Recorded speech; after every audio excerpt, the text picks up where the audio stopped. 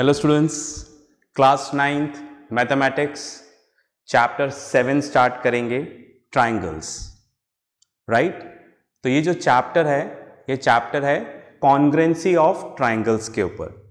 Congruency आप पहले भी जूनियर क्लास में पढ़ चुके हो, 9th में दोबारा पढ़ेंगे कुछ नए क्वेश्चंस के साथ। राइट। तो सबसे पहले हम लोग कॉन्ग्रुएंसी को समझने की कोशिश करते हैं। ओके, बोर्ड पे आए। राइट। अब देखो कॉन्ग्रुएंसी क्या होता है। ट्राइंगल से पहले हम लोग ले लेते हैं, सपोज यहां पर लाइन सेगमेंट। यहां पर मैंने लाइन लिया ए बी, ये 2 पॉइंट्स है, तो लाइन सेगमेंट क्या हो गया, ए बी। ओके। उसी तरीके से मैंने एक और लाइन सेगमेंट लिया, ये डी और ई पॉइंट है, ठीक है। तो ये लाइन लिया डी ई। मैंने आपसे पूछा क्या ये दोनों लाइन कॉन्ग्रुएंट है, तो कैसे पता लगाओगे, क्या तरीका है। तो एक तरीका ये है जो कॉन्ग्रुएंसी बोलती है कि दो फिगर्स कब कॉन्ग्रुएंट होंगे, जब वो एक दूसरे को सुपर इंपोज कर ले। राइट। सुपर इंपोज कर ले मतलब अगर मैं इस लाइन की बात करूं तो अगर मैं इस डीई को उठाकर ए बी पे रख दूं, मैंने क्या बोला, इस डीई को उठाकर ए बी पे रख दूं, राइट, इस तरह से रख दूं कि डी पॉइंट ए पे आ जाए और ई पॉइंट बी पे आ जाए, तो हम क्या बोलेंगे, ये एक दूसरे को क्या कर रहा है, सुपर इंपोज। समझ गए ना सुपर इंपोज का मतलब। सुपर इंपोज का मतलब ये है, सपोज ये एक ऑब्जेक्ट है, ये दूसरा ऑब्जेक्ट है, इस ऑब्जेक्ट के ऊपर मैंने ये रख दिया, तो इस तरह से रखा कि आगे से देखने पर पीछे वाला नहीं दिखना चाहिए और पीछे से देखने पर आगे वाला नहीं दिखना चाहिए। राइट। तो ये एग्जैक्टली एक दूसरे को ओवरलैप कर रहे हैं, तो हम क्या बोलेंगे, ये दोनों फिगर आपस में कॉन्ग्रुएंट हैं। दोबारा बोलता हूं, ये एक फिगर है, ये एक फिगर है, हमने इस फिगर को उठाकर इसके ऊपर रख दिया, इस तरह से रखा कि आगे से देखने पे पीछे नहीं दिखना चाहिए और पीछे से देखने पे आगे वाला ऑब्जेक्ट नहीं दिखना चाहिए, तो हम क्या बोलेंगे, ये दोनों फिगर्स क्या हैं, कॉन्ग्रुएंट हैं। तो वही मैंने यहां पर किया, इसको उठाकर इसके ऊपर रख दिया और पोजीशन ऐसी बन गई। राइट। पोजीशन ऐसे बन गई कि जैसे ही मैंने इसको उठा के इसके ऊपर रखा तो ए और डी पॉइंट एंड बी और ई पॉइंट दोनों एक दूसरे को क्या कर रहे थे, कोइंसाइड। मतलब लाइन एक दूसरे को क्या कर रही है, कोइंसाइड कर रही है। बस में आ गई। तो मैं क्या बोलूंगा, अगर ये वाली पोजीशन होती है तो मैं क्या बोलूंगा, ठीक है, राइट, ए बी और डी आपस में क्या है, कॉन्ग्रुएंट है। तो मैंने क्या बोला, इस डीई को उठाकर ए बी पे रखो, इस तरह से रखो कि इनके एंड पॉइंट्स क्या हो जाए, कोइंसाइड हो जाए, और ये दो अलग अलग लाइन नहीं दिखनी चाहिए, एक ही लाइन दिखनी चाहिए। बात में आ गई। या फिर मैं ए बी को उठाकर डीई पे रख दूं तो भी यही होना चाहिए। राइट। तो इसको उठाकर इस पे रखूं या इसको उठाकर इस पे रखूं, बात यही आनी चाहिए कि उनके एंड पॉइंट्स कोइंसाइड होने चाहिए और ये दो अलग अलग नहीं, एक ही लाइन दिखनी चाहिए जब हम इसको एक दूसरे पे रखें। तो हम इसको क्या बोलेंगे, these lines are congruent. Right. अब जो मैंने तरीका बताया, राइट, ये थोड़ा सा इनकन्वीनियंट है। राइट। इनकन्वीनियंट कैसे है कि जो मैंने बताया कि एक के ऊपर एक रख के देखो, तो अभी तो मैंने ड्रॉ किया हुआ है, मैं कैसे इसको रख के देखूंगा। आप इमेजिन कर सकते हो, एक्चुअल में तो नहीं कर सकते।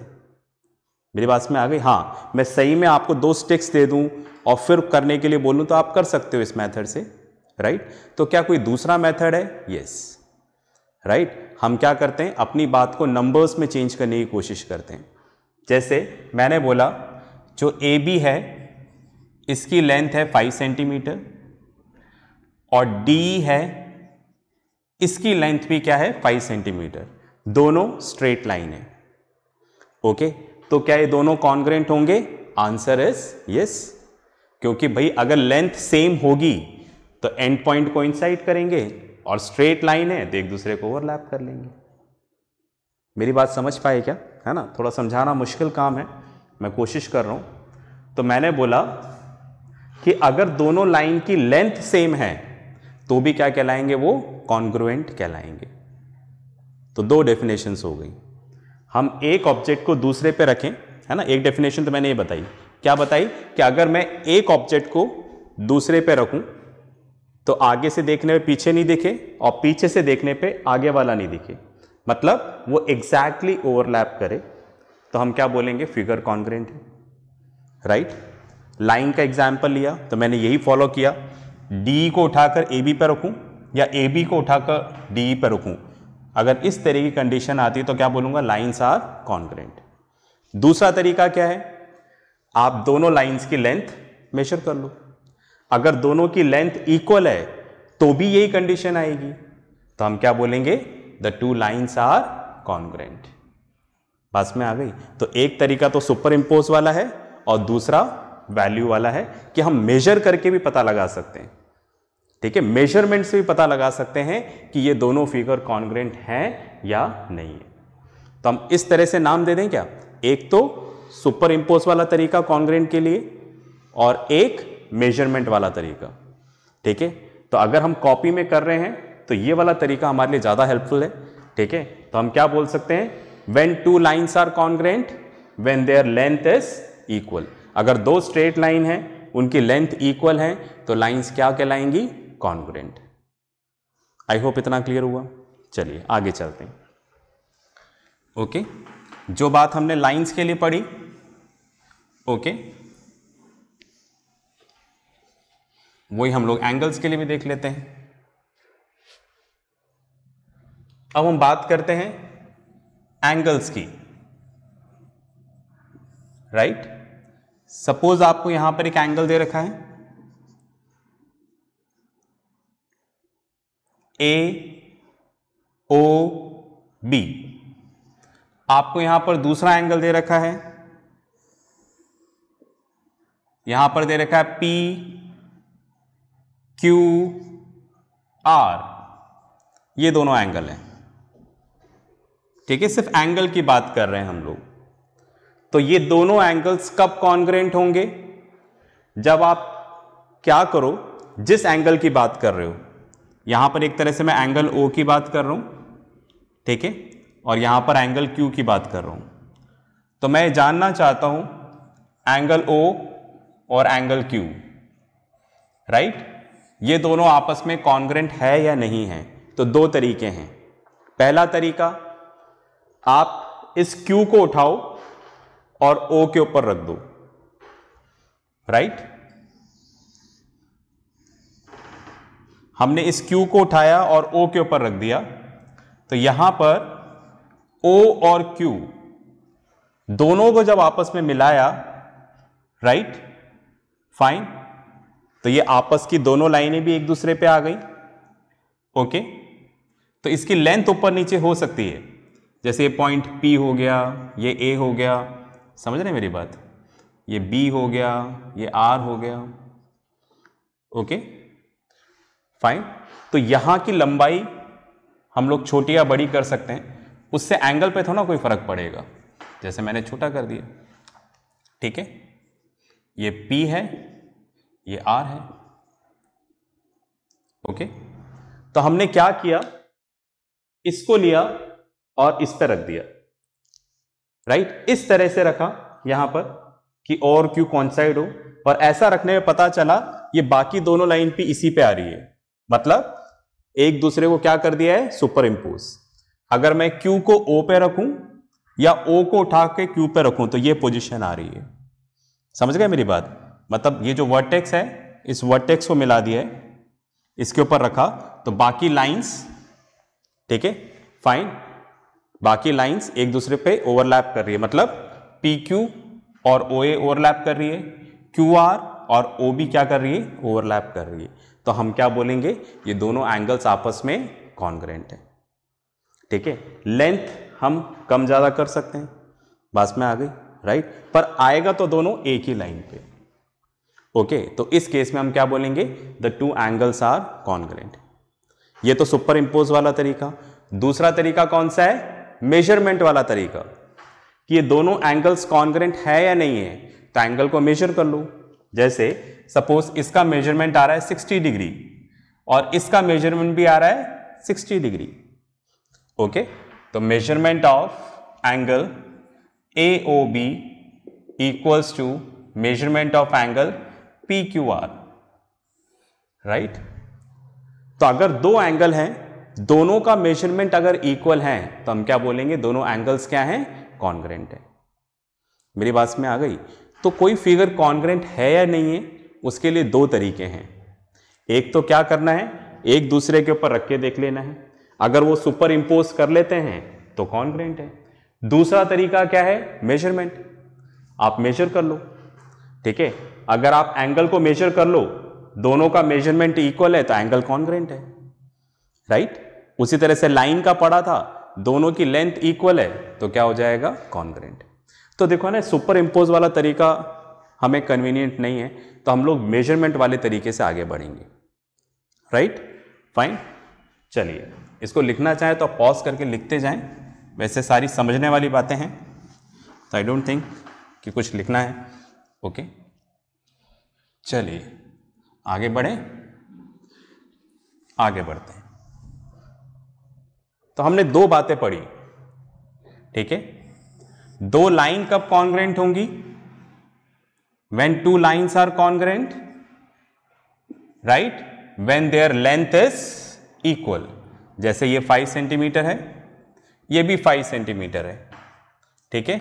तो दोनों की लेंथ इक्वल है, तो हम ऐसे लिख दें AB इक्वल्स टू PQ। तो हम क्या बोलेंगे, these two lines are congruent. ऐसा हमने पढ़ लिया। सुपर इंपोज वाली बात नहीं करेंगे, मेजरमेंट की बात करेंगे।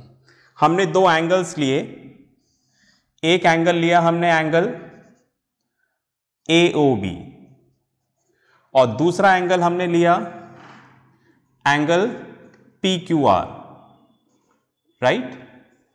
इसका मेजरमेंट कितना है, 60 डिग्री, इसका मेजरमेंट कितना है, 60 डिग्री। तो measurement of angle AOB equals to measurement of angle PQR।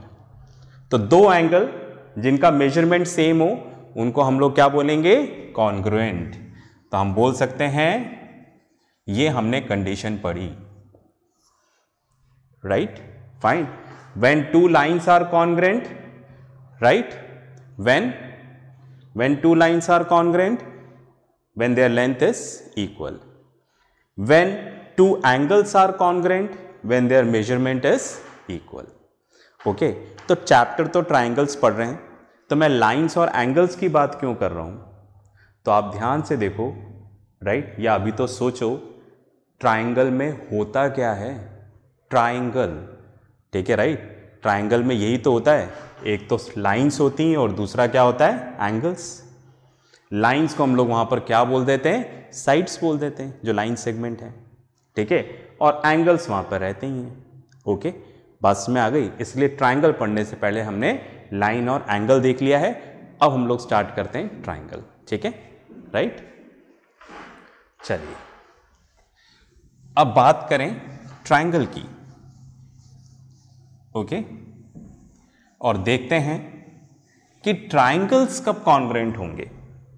Okay, तो मैंने यहां पर बनाया एक ट्राइंगल इस तरीके से,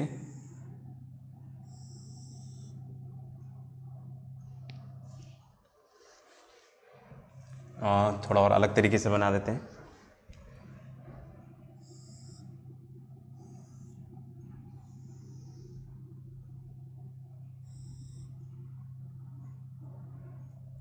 ये ट्राइंगल ABC, राइट। सपोज इसका मेजरमेंट है 100 डिग्री मान लें, इसका मेजरमेंट है 50 डिग्री और इसका मेजरमेंट है 30 डिग्री, ठीक है, राइट। ज़रूरी नहीं है कि एंगल्स एग्जैक्ट हो, ठीक है। तो थोड़ा सा एडजस्ट कर लें, ठीक है। बस तीनों का सम क्या होना चाहिए, 180 डिग्री। 100 प्लस 50 150 और 30 180 डिग्री। अब मैंने यहां पर एक और ट्राइंगल लिया, ओके, कुछ इसी तरह का ट्राइंगल लिया, ठीक है। ट्राइंगल DEF, सेम एंगल है, यहां पर एंगल है 100 डिग्री, ये 50 डिग्री एंड ये 30 डिग्री। ये दो ट्राइंगल्स लिए हमने। अब हमसे पूछा गया, लाइंस और एंगल्स तो हो गया, अब हमसे पूछा गया क्या ये दोनों ट्राइंगल कॉन्ग्रुएंट हैं। पता लगा लेते हैं। दो तरीके हैं, राइट। पहला तरीका सुपर इंपोज, ठीक है, राइट। मतलब हम इस ट्राइंगल को उठाएं और इसके ऊपर रख दें। ऐसा करने पर, ठीक है, राइट, अगर हम इसको उठा के इस पर रखते हैं, ऐसा करने पर अगर ये एक दूसरे को सुपर इंपोज कर लें, सुपर इंपोज मतलब, ठीक है, राइट, जैसे सपोज ये एक ट्राइंगल है, ये एक ट्राइंगल है, इसको उठाकर मैंने इस पर रख दिया, तो आगे से देखने पे पीछे वाला ट्राइंगल नहीं दिखना चाहिए और पीछे से देखने पे आगे वाला ट्राइंगल नहीं दिखना चाहिए, तो हम क्या बोलेंगे, सुपर इंपोज। मतलब उनकी बाउंड्री एग्जैक्टली मैच करनी चाहिए, राइट। तो हम क्या बोलेंगे, ट्राइंगल्स आर कॉन्ग्रुएंट। तो हम क्या करेंगे, इसको उठाकर इस पे रख देंगे, राइट। और अगर ये सुपर इंपोज करते हैं तो हम क्या बोलेंगे, ट्राइंगल्स आर कॉन्ग्रुएंट। इतनी बात में आ गई। तो पहला तरीका ये है, ओके। मतलब मैं इसको उठाकर इसके ऊपर रखूं तो कुछ इसी तरह की पोजीशन आ जानी चाहिए,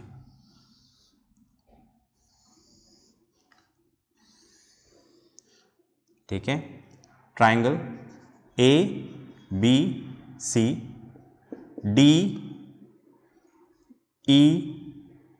DEF, राइट, 100 50 30। बस में आ गई। मतलब जब मैंने D वर्टेक्स को A पे रखा, E को B पे रखा, F को C पे रखा, राइट, तो ये एग्जैक्टली ओवरलैप कर लें, राइट। मतलब इनकी बाउंड्रीज एक दूसरे को कवर कर ले और इस तरह से कवर कर ले कि दोनों एक ही दिखें। एक ही दिखे मतलब आगे से देखने में पीछे नहीं दिखे और पीछे से देखने पर आगे वाला अलग नहीं दिखे।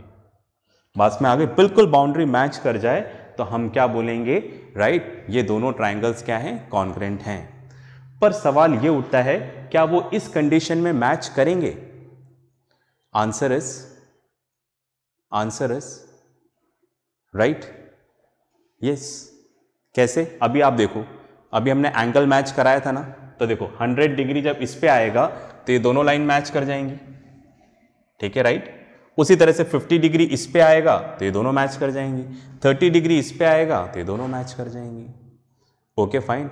पर हमें यहां पर क्या करना है, ट्राइंगल में लेंथ का भी देखना है। जैसे सपोज इसको इस तरह से ले लेते हैं, ओके, ये सपोज 3 सेंटीमीटर है, ये 5 सेंटीमीटर है और ये 7 सेंटीमीटर है। उसी तरह से ये 3 सेंटीमीटर है, ये 5 सेंटीमीटर है और ये 7 सेंटीमीटर है, राइट। तो मैंने क्या बोला कि भाई एक दूसरे पे मैच करने चाहिए, तो मैंने बोला ऑफ कोर्स मैच करेंगे। कब मैच करेंगे, राइट, अगर आप इस डी पॉइंट को इस पे रख दोगे, राइट, तो दोनों 100 डिग्री है, राइट, मतलब दोनों लाइंस का डेविएशन क्या आएगा, सेम ही आएगा। समझ रहे ना मेरी बात, ओके, राइट। 100 डिग्री खुला हुआ है, ये भी और ये भी, ओके। और ये लेंथ 3 सेंटीमीटर है, ये 7 सेंटीमीटर है, मतलब ये वाली लेंथ और ये वाली लेंथ, ये दोनों एक दूसरे को क्या कर लेगी, कवर कर लेगी। 3 सेंटीमीटर 7 सेंटीमीटर। उसी तरह से 50 डिग्री, अगेन दोनों सेम है, राइट, और लेंथ भी यहां पर क्या है, same, okay. Same way 30 degree भी हो जाएगा, तो ये एग्जैक्टली एक दूसरे को क्या करेगी, सुपर इंपोज करेगी, ओके फाइन। तो ये एग्जैक्टली एक दूसरे को सुपर इंपोज करेगी, तो हम बोल सकते हैं कि ये दोनों ट्राइंगल आपस में क्या हो जाएंगे, कॉन्ग्रुएंट, ओके। तो इस सुपर इंपोज वाली बात से हमें समझ में आती, आपको बात समझ में आ गई है ना।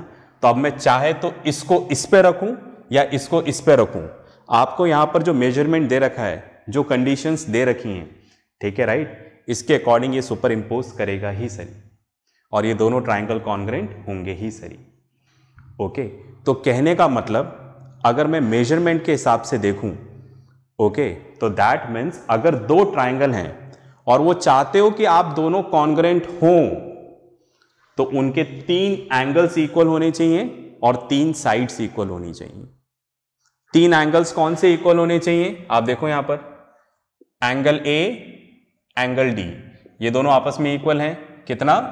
100 degree. Angle B, angle E, ये दोनों कितना है? 50 degree. Angle C, angle F, ये दोनों कितना है? 30 डिग्री। इसके अलावा साइड ए बी और D, right, 3 centimetre. B C and E F 5 centimetre. A C and D F 7 centimetre. Okay, तो कहने का मतलब ये हुआ कि ये दोनों ट्राइंगल एक दूसरे को सुपर इंपोज कर रहे हैं, उसके लिए यहां पर 6 कंडीशंस इक्वल होनी चाहिए। अभी तो यही समझ में आ रहा है। ओके, तो मैंने क्या बोला, ये दोनों फिगर एक दूसरे को सुपर इंपोज तभी करेंगे जब 3 एंगल्स इक्वल आने चाहिए और तीनों साइड्स भी क्या आनी चाहिए? यहां पर इक्वल आनी चाहिए। 3 साइड्स इक्वल होनी चाहिए, जैसे ये इसके इक्वल है, ये इसके इक्वल है, ये इसके इक्वल है, तो ही एक दूसरे को क्या करेंगे? सुपर इंपोज करेंगे। समझ पा रहे हैं मेरी बात? तो दैट मीन्स हमें यहां पर कितनी चीजें इक्वल करनी पड़ेंगी? 6, राइट? 3 sides and 3 angles. ठीक है, फाइन। 3 साइड्स एंड 3 एंगल्स, तो टोटल हमें यहां पर 6 कंडीशंस इक्वल करनी पड़ेंगी, तब जाकर ट्राइंगल क्या होगा यहां पर? ओके, कॉन्ग्रेंट होगा। फाइन, ओके, फाइन, तब जाकर एक दूसरे पे सुपर इंपोज होगा। ओके, तो मैंने जैसा आके आपको डिस्कस किया था, कॉन्ग्रेंसी प्रूफ करने की 2 कंडीशंस हैं, एक तो सुपर इंपोज करके और एक मेजरमेंट से। तो ये मैं मेजरमेंट वाली बात बता रहा हूं अब आपको। इसी से हमने सुपर इंपोज से हमने मेजरमेंट वाली कंडीशन निकाली, राइट? क्या निकाला कि अगर 2 ट्राइंगल कॉन्ग्रेंट करने हैं तो 3 एंगल्स और 3 साइड्स, मतलब टोटल 6 चीजें आपको इक्वल करनी पड़ेंगी। You have to prove 6 conditions equal for making 2 triangles congruent. इतनी बात में आ गई, ठीक है, राइट? अभी के लिए, आगे जाके मेरी बात चेंज होगी, फिलहाल के लिए, ठीक है, राइट? हम बिल्कुल एक बेसिक लेवल पे हैं जहां पर हमें यह समझ में आ रहा है कि अगर 2 ट्राइंगल को कॉन्ग्रेंट करना है तो we have to make 6 conditions equal. पहली बात। दूसरी बात, अब आप देखो, ये आपके सामने 2 ट्राइंगल्स हैं और मैंने आपसे बोला ये दोनों ट्राइंगल कॉन्ग्रेंट है ना? मैंने बोला ये दोनों ट्राइंगल कॉन्ग्रेंट है। Fine, A B C congruent to triangle D E F, ये दोनों ट्राइंगल क्या हैं? कॉन्ग्रेंट हैं। ठीक है, ये कॉन्ग्रेंसी का सिंबल है, अभी करेंगे डिस्कस। अब आप देखो, ये दोनों ट्राइंगल कॉन्ग्रेंट हैं। अब मेरा सवाल ये है, क्या ये दोनों ट्राइंगल हर तरह से कॉन्ग्रेंट हैं? हर तरह से मतलब जैसे अगर मैं इस D को A पे रख दूं, E को B पे रख दूं और F को C पे रख दूं, जैसा भी किया था, तो बिल्कुल कॉन्ग्रेंट है। पर अगर मैं ओरिएंटेशन चेंज कर दूं तो, जैसे मैं अगर D को B पे रख दूं, समझ रहे हैं मेरी बात? इसको इधर रख दूं, इसको इधर रख दूं और F को A पे रख दूं, तो क्या ये एग्जैक्टली ओवरलैप कर पाएंगे? जैसे ऐसे तो कर लेंगे, पर अगर मैं इसको घुमा के रखना चाहूं तो क्या ऐसा हो पाएगा? Answer is no, right? जैसे ये ABC है, ओके, अगर आप D को A पे, E को B पे और F को C पे रखोगे तो कॉन्ग्रेंट होगा, पर अगर आप ओरिएंटेशन चेंज कर दोगे तो क्या ये कॉन्ग्रेंट होगा? जैसे अगर आप F पॉइंट को इधर लाना चाहें तो नहीं होगा, क्योंकि कुछ ट्राइंगल इस तरह से चला जाएगा, क्योंकि ये एंगल तो छोटा है और ये एंगल बड़ा है, तो ये एक दूसरे को ओवरलैप नहीं कर पाएगा। आप समझ पा रहे हैं ना मेरी बात? ठीक है, राइट। हो सकता है कुछ ट्राइंगल इस तरह से बन जाएगा, ओके, हो सकता है, ठीक है, कुछ और करना चाहो तो ट्राइंगल इस तरह से बन जाएगा, पर ये एक दूसरे को ओवरलैप नहीं करेगा। तो फिलहाल अगर मैं इन दोनों ट्राइंगल की बात करूं तो ये दोनों ट्राइंगल हर तरह से एक दूसरे को ओवरलैप नहीं कर रहे। समझ पा रहे हैं ना मेरी बात? मैं क्या कहना चाह रहा हूं, ये दोनों ट्राइंगल एक पर्टिकुलर वे में रखोगे ना आप तो ही ओवरलैप करेंगे, अदरवाइज नहीं करेंगे ओवरलैप। ऐसे दिखेंगे आपको, राइट? जैसे पता चला मैं अपना हैंड है, इसको मैं ऐसे रखूंगा तो मैं बोल सकता हूं, ठीक है, right, this hand is congruent to this one. Actual में नहीं होता, एज्यूम कर लो, ठीक है, राइट, कॉन्ग्रेंट। पर अगर मैं इसको ऐसे रखूं तो क्या इस पोजीशन में ये कॉन्ग्रेंट है? मैंने क्या बताया, आगे से देखने पे पीछे वाला नहीं दिखना चाहिए, पीछे से देखने पे आगे वाला नहीं दिखना चाहिए। तो इस कंडीशन में तो हो रहा है, ठीक है, राइट। पर क्या इस कंडीशन में हो रहा है? राइट। अब आप देखो, आगे से देखने पे पीछे वाला दिख रहा है, राइट, फाइन, और पीछे से देखने पे आगे वाला दिख रहा है नहीं? ओके, तो मैं ये कहना चाह रहा हूं कोई सा भी फिगर हर तरह से कॉन्ग्रेंट हो ऐसा जरूरी नहीं है। पास में आ गई, ठीक है। और स्पेशली अगर मैं अभी जो फिगर सामने दे रखा है इसकी बात करूं तो ये हर तरह से कॉन्ग्रेंट नहीं है, ठीक है, राइट। एक पर्टिकुलर तरीके से ही कॉन्ग्रेंट है, ठीक है। और वो तरीका कौन सा है कि हमें ए के साथ क्या लेना पड़ेगा, डी, राइट। तो मैंने क्या बोला, हमें अगर हम ट्राइंगल में ए ले रहे हैं तो हमें इस ट्राइंगल में क्या लेना पड़ेगा, डी। मतलब ए के ऊपर डी रखें, राइट, या डी के ऊपर ए रखें, और बी और ई को करना पड़ेगा मैच। अगर आप बी ले रहे हैं तो क्या लेना पड़ेगा, ई। अगर आप सी ले रहे हैं तो आपको क्या लेना पड़ेगा, एफ, ठीक है। एंगल्स की बात करें, साइड्स की बात करें तो आपको क्या लेना पड़ेगा, अगर आप ए बी ले रहे हो तो ए बी के ऊपर डी रखना पड़ेगा या फिर डी के ऊपर ए बी रखना पड़ेगा। ये देखो, ए बी और डी। अगर आप बी सी ले रहे हो तो यहां पर क्या लेना पड़ेगा, ई एफ, राइट। अगर आप ए सी ले रहे हो तो क्या लेना पड़ेगा, डी एफ। आप समझ रहे हैं मेरी बात? तो मैं क्या कहना चाह रहा हूं, ठीक है, कि ये दोनों ट्राइंगल हर तरह से कॉन्ग्रेंट हो ऐसा जरूरी नहीं है, ठीक है, राइट। एक पर्टिकुलर तरीके से रखोगे, मतलब ए के ऊपर डी, बी के ऊपर ई या एफ के ऊपर सी रखोगे तो कॉन्ग्रेंट होगा। पर अगर ओरिएंटेशन चेंज कर दोगे, ई को ए के ऊपर रख दोगे, ऐसा करोगे तो फिर कॉन्ग्रेंट नहीं होगा। मैं ये बताना चाह रहा हूं, ठीक है। तो दैट मीन्स ट्राइंगल हर तरह से कॉन्ग्रेंट हो ऐसा जरूरी नहीं है। तो अगर आप किसी ट्राइंगल को कॉन्ग्रेंट करने जा रहे हैं तो सबसे पहले उसका ओरिएंटेशन सेट करें, राइट। कौन से एंगल के साथ किसको मैच करने जा रहे हो, राइट। मैं ए के साथ डी को मैच करना जा रहा हूं, बी के साथ ई को, सी के साथ एफ को, उसी तरह से साइड्स, ओके, फाइन। तो जो पर्टिकुलर एंगल्स जो आपने चूज करे हैं इनको हम लोग क्या बोलते हैं, कॉरस्पॉन्डिंग एंगल्स, ओके। तो मैंने यहां पर क्या वर्ड बोला, ओके,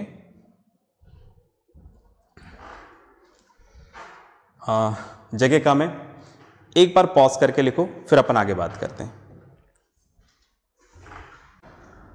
चलिए, आपने इसको लिख लिया होगा। तो ये जो आपके सामने है, ठीक है, राइट, इसको हम लोग क्या बोल रहे हैं, corresponding angles, corresponding angles, right. और इसको हम लोग क्या बोल रहे हैं,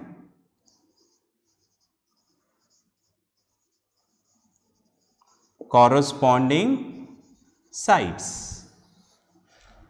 राइट। समझ गए ना मेरी बात? तो हम क्या डिस्कस कर रहे थे, दो ट्राइंगल एक पर्टिकुलर वे में ही कॉन्ग्रेंट हो या हर तरह से कॉन्ग्रेंट हो, मतलब कुछ फिक्स नहीं है। समझ गए मेरी बात? जैसे मैं इधर इस ट्राइंगल की बात करूं तो ये एक पर्टिकुलर वे में कॉन्ग्रेंट है, पर अगर इसको आप ओरिएंटेशन घुमा दोगे तो ये कॉन्ग्रुएंट नहीं होगा। बस में आ गई। हाँ, अगर आप ए के साथ डी, बी के साथ ई, सी के साथ एफ, ए बी के साथ डी, बी सी के साथ ई एफ और ए सी के साथ डी एफ लोगे तो ही कॉन्ग्रुएंट होगा, राइट? अगर आप कोई और कॉम्बिनेशन ले लोगे तो कॉन्ग्रुएंट नहीं होगा। तो ये जो आप ले रहे हो ना, ए के साथ डी, बी के साथ ई, सी के साथ एफ, इसको हम लोग क्या बोलते हैं? Corresponding angles. मतलब एक पर्टिकुलर एंगल्स जिसको लेने पे ही ट्राइंगल क्या होगा? Congruent. Corresponding sides, right? Fine. ये साइड्स लोगे ओवरलैप के लिए तो ही क्या होगा? ट्राइंगल कॉन्ग्रुएंट होगा। ओके, तो हम इसको बोलते हैं कॉरस्पॉन्डिंग एंगल्स और कॉरस्पॉन्डिंग साइड्स, राइट? तो इस तरह से 3 corresponding angles and 3 corresponding sides, right? तो टोटल आपने 6 कंडीशंस इक्वल करी तो ट्राइंगल क्या हो जाएगा? Congruent, right? कॉन्ग्रुएंट। बस में आ गई। तो कॉन्ग्रुएंट लिखते वक्त जब आप लिखोगे कि 2 ट्राइंगल कॉन्ग्रुएंट है तो इस तरह से लिखोगे कि जो कॉरस्पॉन्डिंग एंगल्स और साइड्स हैं उनकी पोजीशन सेम होनी चाहिए। जैसे आप देखो, मतलब जो इक्वल हैं, ए और डी ये दोनों इक्वल हैं, ये कॉरस्पॉन्डिंग एंगल्स हैं तो इनकी पोजीशन सेम होनी चाहिए। बी और ई, सी एंड एफ, राइट? उसी तरह से आप देखो, ए बी, साइड को हमेशा 2 लेटर से बताते हैं, ए बी और D E, B C and E F. देखो आप, A C first and last, D F. तो जब आप लिखोगे कि 2 ट्राइंगल कॉन्ग्रुएंट हैं तो इस तरह से लिखना है कि corresponding angles and corresponding sides, इनकी पोजीशन क्या आनी चाहिए? सेम आनी चाहिए। ठीक है, राइट? तो इसको इतना और लिख लो, फिर आगे डिस्कस करते हैं। चलिए भी, तो इसको मैं रब कर देता हूं। तो हमने एक ऐसा ट्राइंगल लिया, राइट, जिसमें एक पर्टिकुलर कंडीशंस पे रख रहे हैं तो ही ट्राइंगल क्या हो रहा है? कॉन्ग्रुएंट। ओके, और अगर कोई और ओरिएंटेशन ले रहे हैं तो ट्राइंगल कॉन्ग्रुएंट नहीं हो रहा। ठीक है, चलिए अब यहां पर मैंने लिया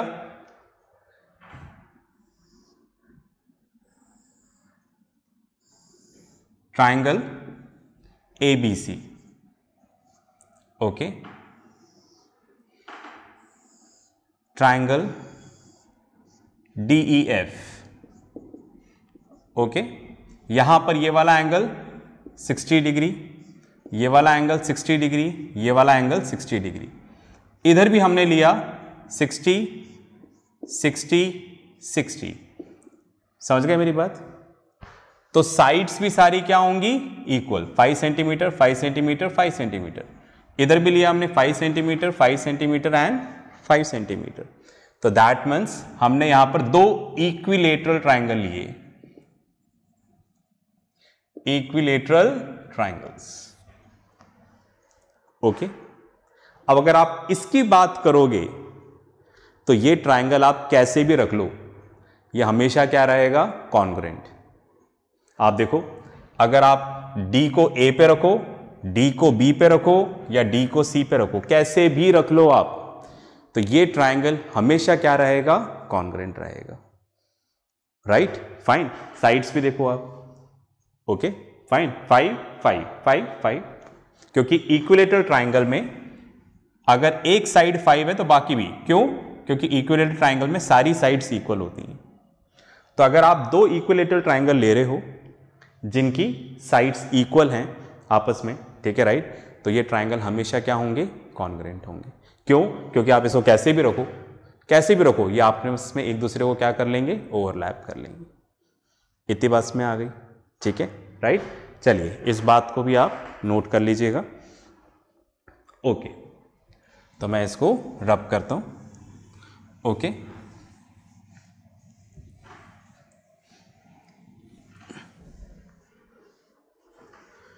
उसी तरीके से जैसे हमने ट्राइंगल लिया 3 साइड्स ट्राइंगल, वैसे आप क्वाड्रिलेटरल भी ले सकते हो। ठीक है, राइट? तो यहां पर मैंने क्वाड्रिलेटरल, क्वाड्रिलेटरल मतलब 4 साइड्स। ठीक है, ए बी सी डी। दूसरा मैंने क्वाड्रिलेटरल लिया पी क्यू आर एस। ये दोनों क्वाड्रिलेटरल्स कब कॉन्ग्रुएंट होंगे? जब ये एक दूसरे को क्या करेंगे? सुपर इंपोज करेंगे, same conditions, right, fine. Corresponding angles equal होने चाहिए, करस्पॉन्डिंग साइड्स, चारों एंगल्स और 4 साइड्स, तो ये दोनों आपस में क्या हो जाएंगे? कॉन्ग्रुएंट हो जाएंगे। पास में आ गई? तो बस इतना सा कहना चाह रहा हूँ, कॉन्ग्रुएंसी कहीं पर भी हम यूज़ कर सकते हैं, चाहे वो लाइन हो, एंगल्स हो, ट्राइंगल्स हो या फिर क्वाड्रिलेटरल्स हो। ओके, बेसिक डेफिनेशन वही है, अगर एक ऑब्जेक्ट दूसरे को या एक दूसरे को सुपर इंपोज कर लेते हैं, राइट, उनकी बाउंड्री एग्जैक्टली मैच करती है, ओके, तो हम क्या बोलेंगे? फिगर्स क्या है? कॉन्ग्रुएंट। ठीक है, तो देखिए आज के लेक्चर में हमने यही कोशिश करी समझने की कि कॉन्ग्रुएंसी होता क्या है। आई होप शायद मैं आपको समझा पाया। ओके फाइन, क्योंकि आप सामने नहीं बैठे हैं तो मैं आपके एक्सप्रेशंस नहीं देख सकता। ओके, तो कोशिश मैंने पूरी करी है। इसके साथ जो वर्कशीट आएगी उसको आप ज़रूर करिएगा। ओके, नेक्स्ट क्लास में भी हम लोग कॉन्ग्रुएंसी को लेके कुछ थ्योरम्स पढ़ेंगे, राइट, और सिर्फ ट्राइंगल के बारे में पढ़ेंगे, क्वाड्रिलेटरल के बारे में नहीं पढ़ेंगे। तो हमने देखा ट्राइंगल में हमने 6 कंडीशंस इक्वल करी थी, ठीक है, राइट, फाइन। कुछ कम करेंगे आगे की क्लास में कुछ थ्योरम्स के साथ। ओके, तो मिलते हैं नेक्स्ट क्लास में, तब तक प्रैक्टिस करते रहें, पढ़ते रहें और अपना ध्यान रखें। बाय।